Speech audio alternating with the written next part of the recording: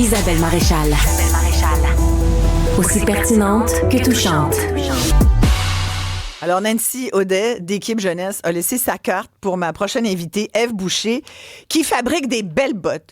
Merci beaucoup, Ève, d'être là. Je dis à nos auditeurs, puis nous, on aime ça avec Fred, des baptêmes de radio. C'est votre première entrevue radio. Exact. Elle vient de Québec à Montréal. Ça, juste ça, là, ça vaut une Merci carte d'avoir fait la chouchou. route. Ça vaut une carte chouchou. Ève, j'ai vu votre entreprise sur les réseaux sociaux. J'ai vu vos bottes fabuleuses. Je me suis dit, vous savez que chaque semaine, ici, on essaye de faire la promotion, de vous faire découvrir des entreprises québécoises, de vous encourager à acheter local. Saute-Mouton, c'est votre entreprise familiale. C'est votre mère qui a parti ça. Il y a quoi? Il y a plus de 25 ans? Plus de 25 ans, exact. Vous étiez tout bébé, tout petite? Oui. Et là, maintenant, il y a votre sœur Camille là-dedans, il y a vous. Vous êtes directrice marketing de Saute-Mouton. Vous faites des dizaines de milliers de bottes dans votre usine à Québec, qui a pourtant brûlé il y a 2 ans. Oui, exact. C'est vraiment une histoire de passion, une histoire de famille. Ma mère a grandi dans l'industrie de la chaussure. Nous, tout autant. Moi et ma soeur, on est dans la relève de l'entreprise. Puis c'est ça, quand on célébrait nos meilleures années en 2023, parce que c'est pas évident de garder une fabrication 100% locale. Même quand ma mère a lancé l'entreprise, les manufactures canadiennes commençaient déjà à délocaliser la production. Puis... elle a fait le pari inverse, là, celui de garder une production 100% locale, faite par des gens d'ici pour des gens d'ici. Puis en 2023, quand l'usine est passée au feu, c'est ça, on a vraiment tout perdu. Restait rien, même pas une aiguille. En fait, la seule chose qui a été sauvée, c'est les patrons de nos collections qui avaient été désignés par mon grand-père aujourd'hui décédé. Puis c'était assez pierre à fouler. Il n'était pas informatisé. C'était encore des petites enveloppes en papier et tout ça. Fait que la seule chose que les pompiers ont sauvé de l'incendie, c'est les 2 classeurs avec tous nos patrons. Mon Dieu, mais ça, heureusement! Exact. Sans ça, je ne serais pas assis aujourd'hui. Je pense que l'histoire de Saute-Mouton se serait terminée probablement sur cet incendie. Puis, mon Dieu, mais s'il restait plus rien d'autre, juste ça, en fait, l'avez-vous vu comme un signe de continuer? Un petit peu. On n'est pas très ésotérique, mais quand il arrive des choses comme ça, on n'a pas le choix. Là. On ne peut pas arrêter sur ça. En plus qu'on a les patrons. Puis... Et des employés aussi. Et des employés, exactement. On a 30 30 employés à temps plein, des artisans employés très, très précieux parce que c'est un savoir-faire qui tend à disparaître. Fait qu'on en prend soin. Puis, Fait que c'est votre grand-père qui a dessiné. Puis au début, vous me disiez, c'était des bottes pour enfants? Exact. Le nom Saute-Mouton est à l'origine, c'était le jeu de mots entre des bottes doublées de mouton, puis trop cute. Le jeu de mots pour... Oh mon Dieu, trop mignon. Et vous faites tout là-dedans. Là. Vous faites de la semelle à la... Est-ce que tout est fait ici, c'est ça? Tout est fait. Par contre, nos matières premières viennent de l'étranger. Malheureusement, il n'y a plus de fournisseurs de semelles. Fait que nos semelles viennent d'Italie, notre cuir vient d'Italie. Okay. On fait venir les matières premières de plus grande qualité d'un petit peu partout, mais majoritairement d'Italie. Mais oui, tout est fait de A à Z à Québec. Là. Il n'y a rien qui est sous-traité à l'étranger. Le fait de tout faire ça au Québec, c'est très impressionnant. Est-ce que c'est difficile d'être compétitif au niveau du prix? Exact. C'est peut-être pour ça que des fois, on dit le nom, puis même après 25 ans, il y a encore énormément de gens qui ne nous connaissent pas. Mais pour garder un prix sur les tablettes qui rivalisent avec la compétition puis avec l'importation, malheureusement, on est né de par le bouche à oreille et non par les campagnes publicitaires à coup de Mais les réseaux sociaux, ça marche quand même, les réseaux sociaux. Moi, je vous ai découvert là. Avec cette magnifique botte qui m'est tapée dans l'œil. Je me suis dit, mon Dieu, mais c'est une compagnie québécoise. Comment ça se fait qu'on les connaît pas plus? Belle botte blanche, là, ça te ressemble tellement, Isabelle. Oui, c'est marqué, en plus, c'est marqué Made in Canada. Fabriqué au Canada. Puis vous avez sans doute fait au Québec quelque part là-dessus. Hein?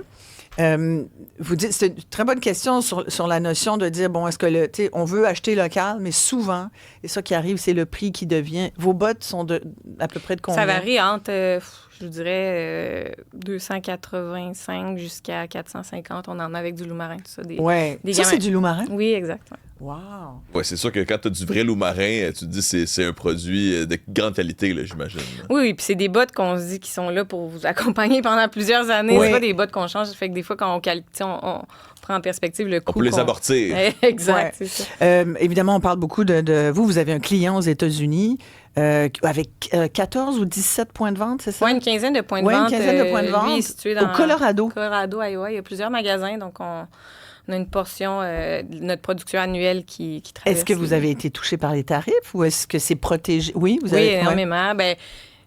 En fait, en mars, quand il y avait toute l'incertitude du contexte, nous, c'est à ce moment-là que le deadline pour nos commandes tombe. Fait qu'au 15 mars, quand notre client américain, c'était encore dans l'air là, qu'il y a un pourcentage taxé à l'entrée des produits. Fait qu'il a diminué ses commandes de près de moitié en mars, puis finalement, il n'y est rien arrivé. Mais eux n'ont pas pris la chance de devoir ajouter un 30 sur des bottes qui sont déjà du haut de gamme.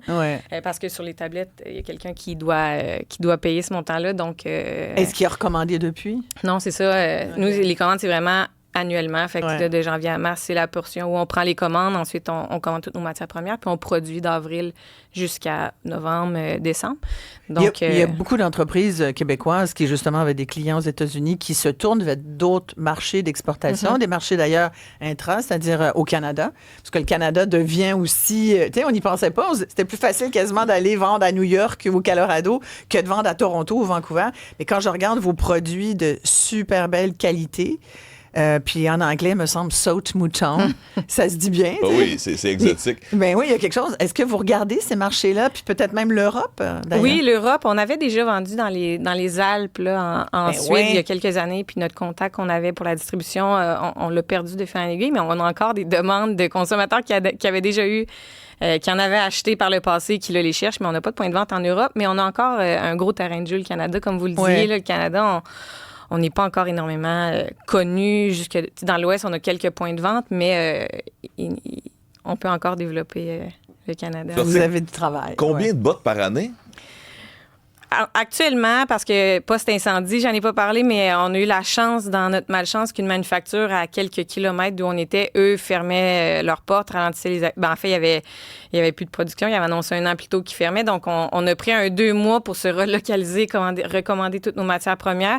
Donc, dans cette usine-là, qui autrefois était une centaine, nous, on est juste une trentaine. Fait qu'il y a de la perte d'efficacité. Les machines sont plus vieilles que ce qu'on avait. Fait qu'on n'est pas capable d'atteindre le nombre de paires annuellement qu'on produisait avant. C'est-à-dire 20 000, là, vous êtes plus à 15 000, exact, quelque chose comme autour ça? De ça, oui. Ouais. Est-ce que le projet, c'est d'avoir une nouvelle usine éventuellement? Oui, on regarde activement. Oh mon Dieu, mais que de beaux projets pour Saute-Mouton. Oui. Merci en tout cas d'être venu nous voir. Merci, c'est vraiment fabuleux. Et pour ceux qui nous regardent à la télé, vous avez vu ces Manifest Boss, ça faisait une très belle publicité d'ailleurs. C'était fabuleux. Allez voir ça sur YouTube là, si vous voulez voir les belles bottes. Voilà. Merci beaucoup, Ève Boucher, directrice marketing, responsable des ventes chez Chaussures Saute-Mouton. On salue votre maman, Jacinthe. Oui. Et comment il s'appelait, votre grand-père? Roger. Puis on pense à Roger. Mon Dieu. Encore son œuvre là, toutes ces années c'est incroyable. Merci beaucoup.